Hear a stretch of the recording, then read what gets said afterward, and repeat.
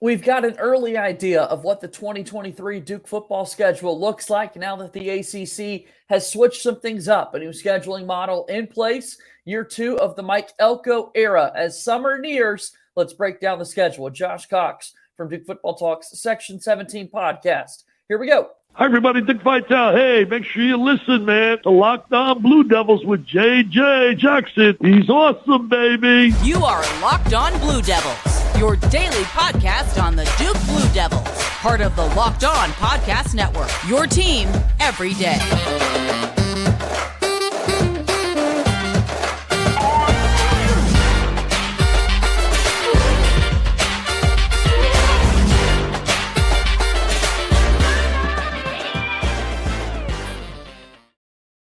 Hello, everybody, and welcome into another episode of the Locked On Blue Devils podcast. My name is JJ Jackson, and I hope that you're doing well here today on this Thursday, May 11th, 2023.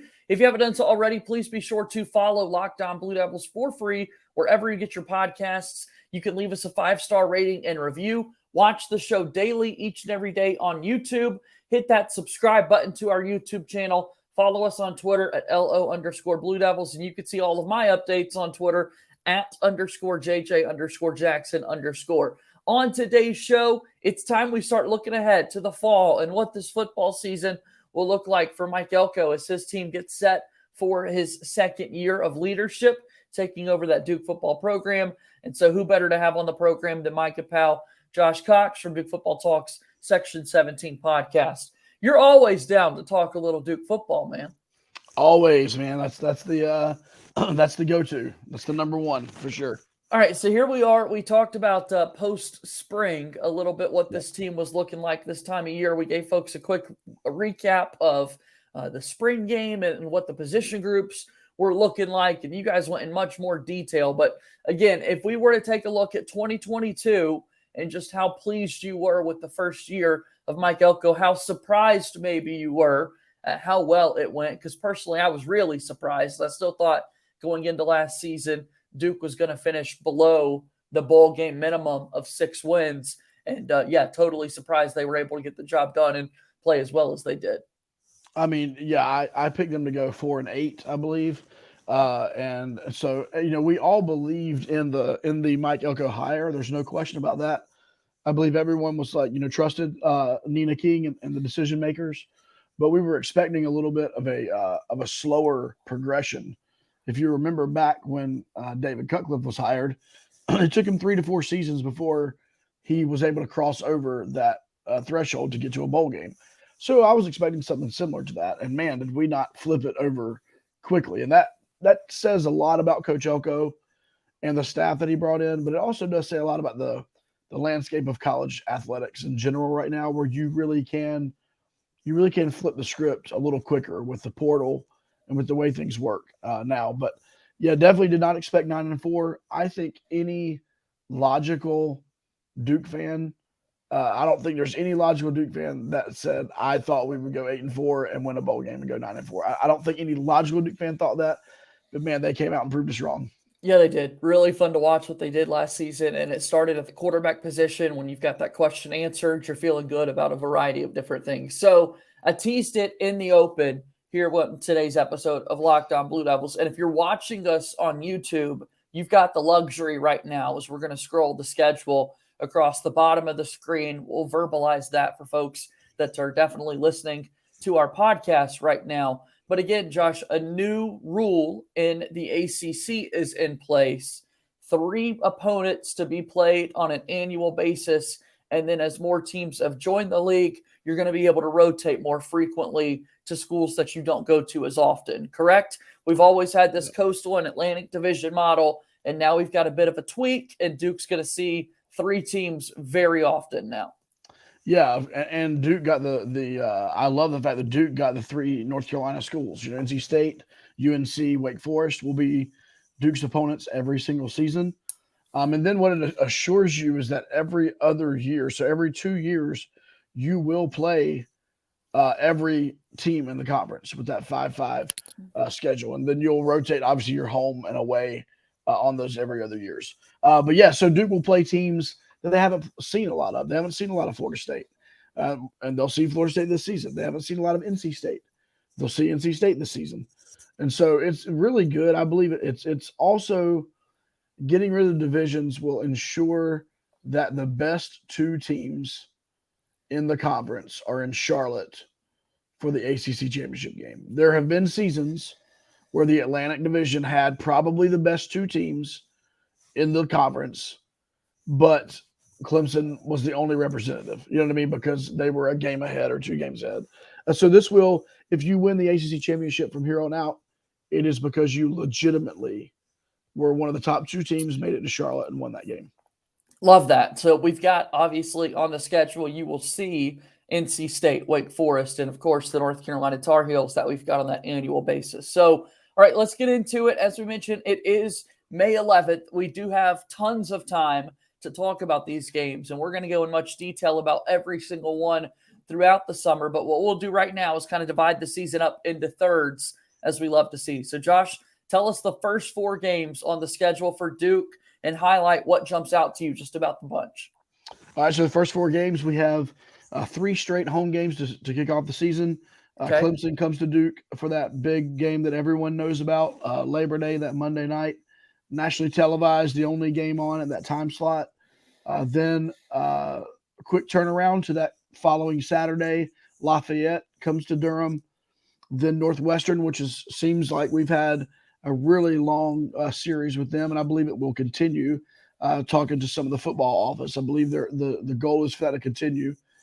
They will come to Durham, and then we go up to UConn, to Connecticut on the fourth game of the season. And so that takes us straight through the month of September. Obviously, there's a 5th Saturday in September. We'll talk about that one on the second segment of games.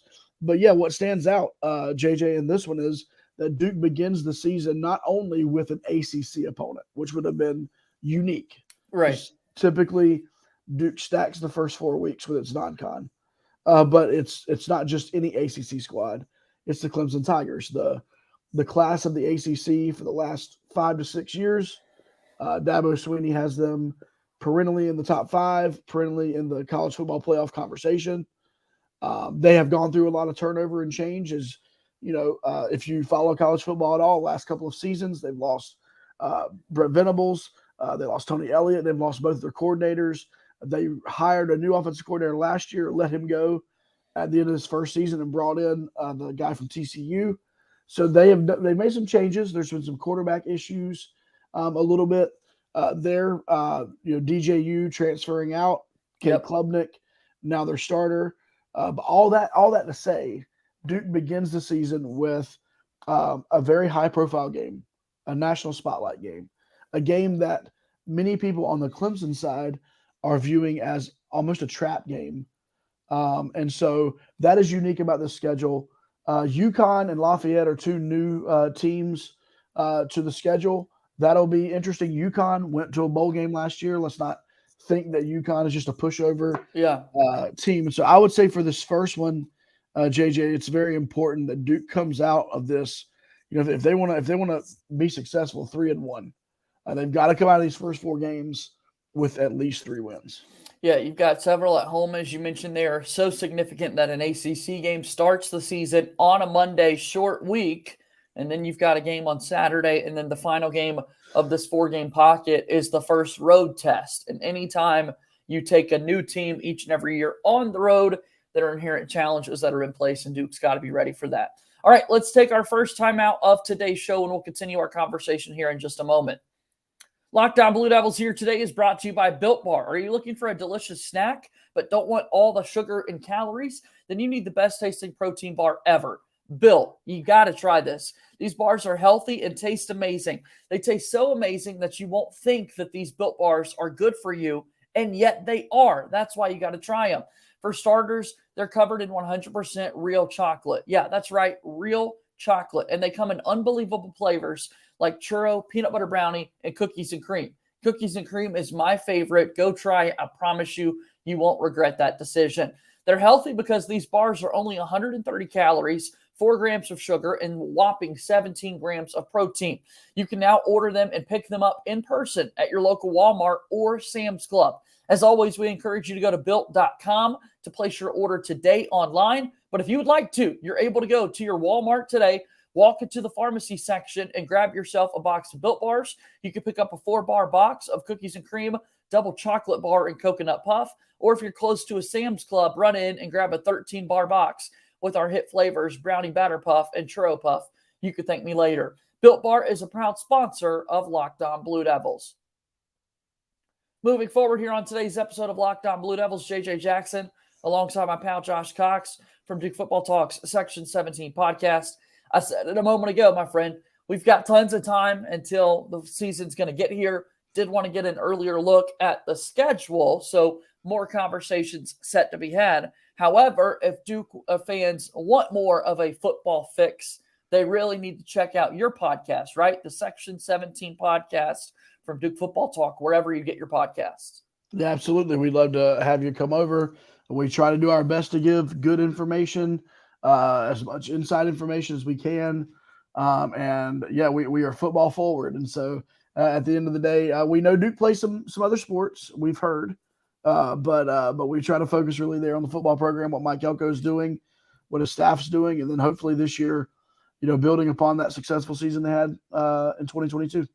Excited to see what they're going to be able to do this upcoming season and to hear more conversations that you guys have throughout the week as the season nears, and we'll continue to have more Duke football talk as we get closer to the season. So we take a look at the middle section of games, middle third of the schedule. 4 games are up. We just left people with a cliffhanger of their first road trip at UConn. So tell me a little bit about this next pocket and then a big thought about the group. I mean, give you the big yikes, man. This is this is a tough one. As you well know, before I get to that, I mean, the Duke football schedule this season just is very difficult. 9 of the 12 teams that Duke will play this year went to a bowl game last year. There are not many cupcakes, beginning with the fact that our 5th game, September the 30th, is at home to Notre Dame. That is not considered a conference game. That's not an ACC game. That is a non-con game. So Notre Dame at home to NC State. There's a bye week in between there, by the way. And then at Florida State, who is going to begin the season more than likely in the top 5. And then at Louisville. And so Louisville's got a new coach. There's a lot going on there. Yeah. But a very difficult schedule here. 5 out of the first 6 games, they are home games. So that's something to look at. There are a total of 7 home games this season that will be played at Wallace Wade Stadium. But Notre Dame coming to town. I mean, Notre Dame is, we know the pedigree. We know the history. We also know that Duke has had some success, whether winning games against Notre Dame or even just, keeping that game tighter than what people would think. A familiar foe will be quarterback there in South Bend with Sam Hartman, transferred from Wake Forest. So Duke is very familiar with Sam Hartman and his game. But that's going to be a great game. Another one similar to Clemson. This is going to be a packed out Wallace Wade Stadium. It's going to be one of those atmospheres. Who knows what time that game will be, but it'll probably be in more of a primetime spot. And so that's a big game for the program. And then NC State coming to Durham, man. I think Duke fans and State fans, for that matter, the fact that they would sometimes go 5 seasons right without playing one another. I mean, they're 30 minutes away. Like, that doesn't make any sense. And so having NC State on the schedule, Brennan Armstrong transferring in from Virginia, teaming up with his former offensive coordinator that he had so much success under while he was at Virginia. That's going to be an interesting task. They lost a lot of weapons there in Raleigh to the NFL draft and transfers and things like that. So it'll be interesting to see who he's throwing the ball to, how that all works. And then we're making this one. We're making the trip on this one, JJ, to Florida State. At least a couple of us are. Perfect. Down to watch a game there in Tallahassee. Just the history, and I've said this before. I'll continue to say it. The ACC is at its best when Florida State is elite. Clemson, I can agree with you. Yeah, but we're at our best in the ACC when Florida State is elite, and so they're going to be. I mean, Jordan Travis and he's just the quarterback. I mean, that roster is full, Yeah. legitimate players. But Jordan Travis leading the way there at quarterback. You're going to hear Heisman talk about Jordan Travis. You're going to hear, ACC Player of the Year talk around Jordan Travis as long as he stays healthy. And then Louisville, not much that we know for sure about Louisville. Hopefully by this time of the season, things have panned out to where, this might be a little bit of an easier – it's definitely going to be an easier game than Florida State. Sure. So we'll see about that going up there to Louisville to play that game. And so I would say this, JJ, if you look at these 4 games, I mentioned the first 4, 3-1. If you look at these 4 games, I don't know about you. If Duke walks out of there 2-2, I believe that's a success. Yeah, they should feel really good if that's the case. I'd agree with you for sure. Yeah. Louisville, of course, has Jeff Brom, who was at Purdue the last several seasons. Jeff Brom returns to his alma mater to be the coach there. And then we briefly touched on this a moment ago. And again, if you're watching us on YouTube, you see the schedule racing by there on the bottom of the screen. But Josh, go back to this for a second. 5 games are played, and then the bye week for Duke, the first Saturday in October. Do you like that? Do you wish it was a little bit later in the year, or what did you think of where the bye week fell? I think the bye week fell at a great spot for Duke. I mean, about as good as it could. Yeah. Yeah. Your first 5 games, 2 of them are against Notre Dame and Clemson. Those games, not only are they difficult games to win, those are difficult games because of the physicality. Those are difficult games to come out of healthy, to be honest with you. And so I believe having that bye week after Notre Dame is very important. Get some guys that will more than likely be banged up. We'll have a week to get back and ready for that NC State game. And so I think it landed at the perfect time. Let's get set for the final third of the season, the final group of 4 games set to be played by Duke football, and we'll do that after our final timeout here on today's show.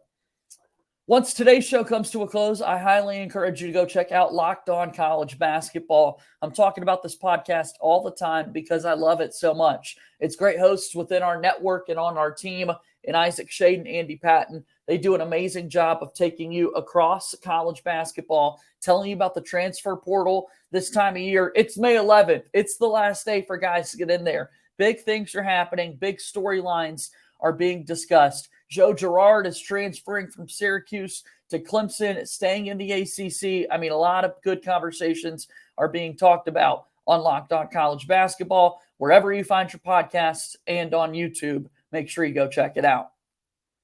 Last few moments here on today's episode of Locked On Blue Devils. JJ Jackson alongside my pal Josh Cox from Duke Football Talks Section 17 podcast. All right, so just 4 games left for us to go over. We're 8 games into the season, and we left off with back-to-back road games to Florida State and to Louisville. So, Josh, let's quickly go through these last 4 and a thought on just the group as a whole.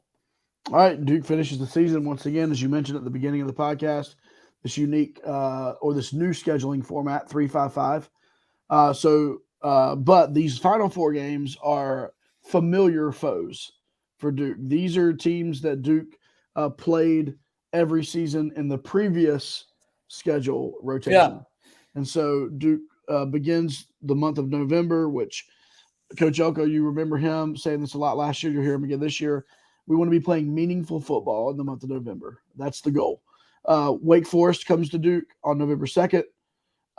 Once again, they have a new quarterback. It'll be interesting to see where they're at this point in the season. Duke takes the 8-mile journey to Chapel Hill to take on UNC on November the 11th. They make the trip to Charlottesville the following week to UVA, which last season was a huge win for Duke. And then Pittsburgh comes to town. That's Thanksgiving weekend. That's always a tough one. Crowd is difficult that weekend, and rightfully so, and understandably because of the holiday. So that final game at home on a holiday weekend is a tough one. But Wake Forest, UNC, Virginia, and Pittsburgh, 3 of those 4 obviously were our Coastal Division foes, and then Wake Forest was our every year game from the Atlantic Division. And so familiar foes for Duke. Looking at this, UNC obviously brings back Drake May, who was, hands down just an incredible quarterback last year. You think of him, you think of Jordan Travis. Those are the two guys that you really think of leading. And I think Riley Leonard falls right in under those guys, in my opinion, as quarterbacks in the league. So those are going to, Drake May is going to be difficult. Obviously, he lost a lot of weapons. Got Josh Downs and others that have taken off to the pros, different things like that. Virginia, I mean, who knows? At this point, Virginia got off to a really slow start in the Tony Elliott era. Really slow start. Brennan Armstrong just did not fit in that system. There's some probably a little bit of a quarterback battle that's going to happen there in Charlottesville. Musket and a couple of other guys there are in the mix. Should be interesting to see who wins that job, and it'll be interesting to see, if Tony Elliott gets that program back where you head in the right direction. And then Pittsburgh, it'll be a new quarterback. Correct me if I'm wrong. Jurkovic, yes, transferred in from Boston College, and so he will be there. We know this, man. Pitt is hard nosed. They play incredibly tough defense. They typically can run the football like nobody else. Last year it was Israel Abanikanda, who has moved on, I believe, into the NFL, which is wonderful news for ACC football fans. But they will reload. And so you look at those games, though, JJ, if Duke wants to have the successful season that they want, they need to come out of that. Honestly, I mean, they could come out of those games, depending on how things are going, 4-0.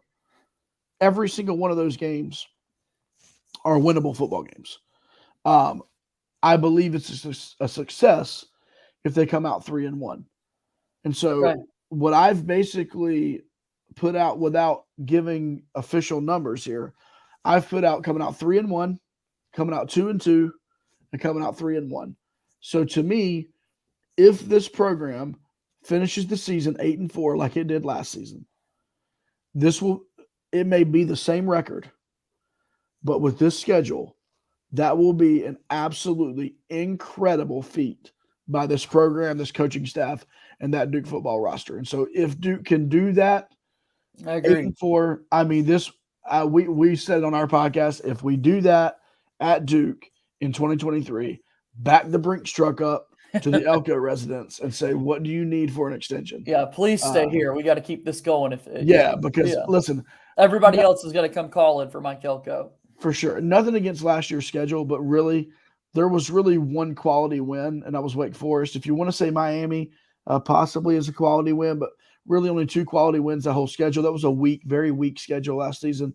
If Duke replicates its record this year with this schedule, I mean, that will be that's next level. And we're optimistic. Sure. We think they certainly can do that. So, Josh, this has been fun. This was just a teaser. It's May. Yep. We had to kind of break down the football schedule a little bit, so we'll have more in-depth thoughts. And again, go check out the Section 17 podcast. Yeah, and let me just say this. If you're following and keeping up with the transfer portal and guys that are no longer with the program and whatnot, it looks like Duke has opened up 4 scholarship spots that they can hit the transfer portal. And so be looking for that. There's a lot of talk about safety. There's a lot of talk about linebacker, and a lot of talk about offensive line. And so just keep your eyes open in the offseason. Looks like Duke's going to at least get 4 guys coming in and take those final 4 scholarships. Plus a few more high school seniors that have yet to arrive on campus. We've got a lot of big things coming there for the football program. Josh, it's great to see you as always. We'll do this again soon, okay? JJ, have a good one, man. We'll see you later. That's my pal Josh Cox from Duke Football Talks Section 17 podcast joining us here on today's show. That's going to do it for Locked On Blue Devils here today. As always, go Duke. I'll talk to you tomorrow. My name is JJ Jackson. Thank you and good day.